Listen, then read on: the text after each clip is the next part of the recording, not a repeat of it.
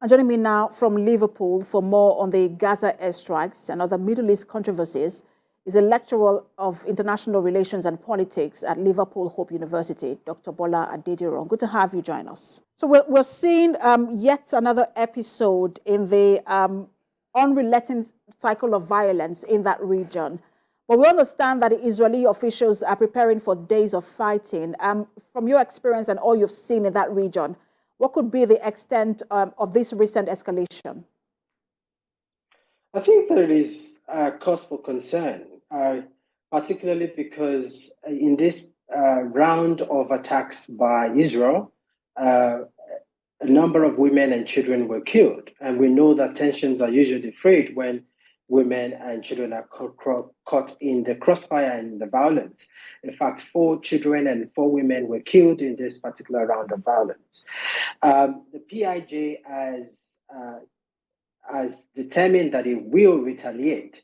You will recall that last week that the PIJ, the Palestinian Islamic Jihad, launched a round of rockets against Israel, following the death of one of its commanders who had been on hunger strike.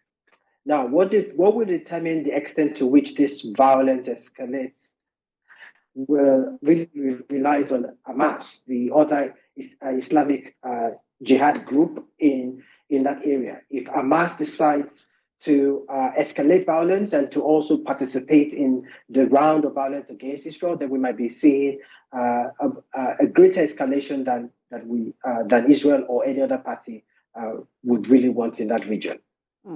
And in that region, we saw how Hezbollah also improved on its capabilities with Iranian support. The PIJ also has Iranian support.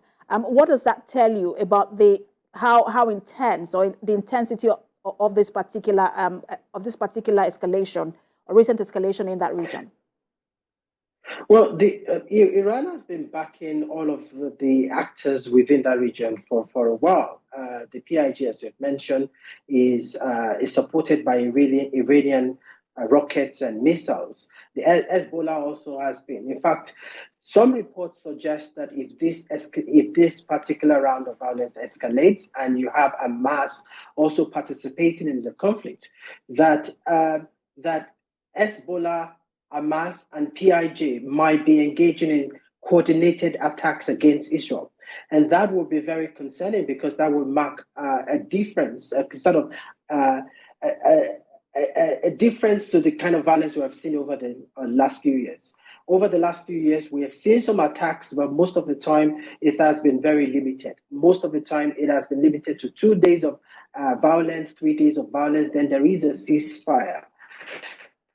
Haven't seen to this comparable to the 2015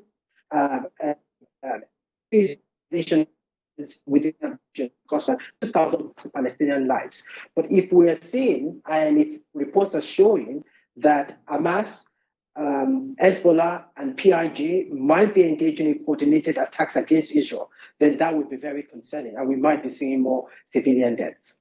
And I want to speak to, because there have been efforts to mediate in this crisis. We've seen Egypt mediate. We've seen the US also try to mediate. But, there has not been a lasting solution.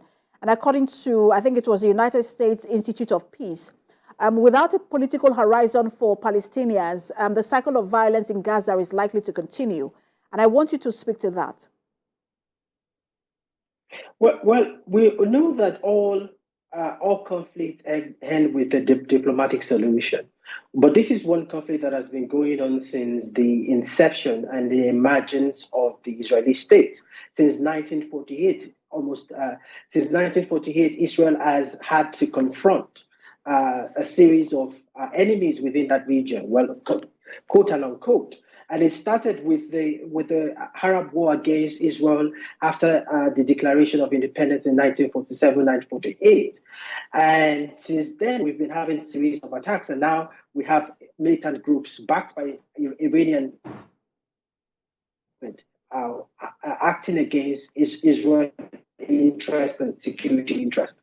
But I think that what the solution really is if Hamas becomes much more conciliatory in its approach. You will recall that the Palestinian Authority, Fatah, is much more willing to concede a two-state solution. A two-state solution is the internationally supported and internationally agreed solution to the conflict. But over the years, we've seen that Hamas has been uncomfortable with the two-state solution. In fact, it wants to encompass the whole of Israel because it believes that those are genuine and historical Palestinian land.